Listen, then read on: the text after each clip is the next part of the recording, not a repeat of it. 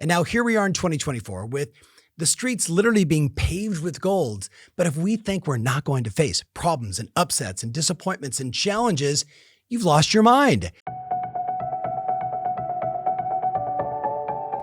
I heard an amazing quote this morning, and it went like this: "The road to success is paved with mistakes well managed." Think about that.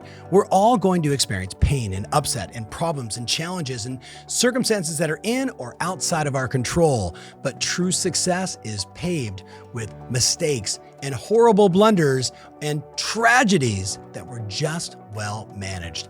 What a right mindset to come off 2023, where there was so many challenges in our space, so many challenges in our market. And now here we are in 2024 with the streets literally being paved with gold. But if we think we're not going to face problems and upsets and disappointments and challenges, you've lost your mind. The bottom line is simply this: it's not the problem. It's discovering the opportunity. It's the lesson. It's making sure we don't do that same thing over and over again. But you're going to fail. You're going to make mistakes. You're going to screw up. You're going to send or say or do the wrong thing, and don't edit this. Like, it's gonna happen.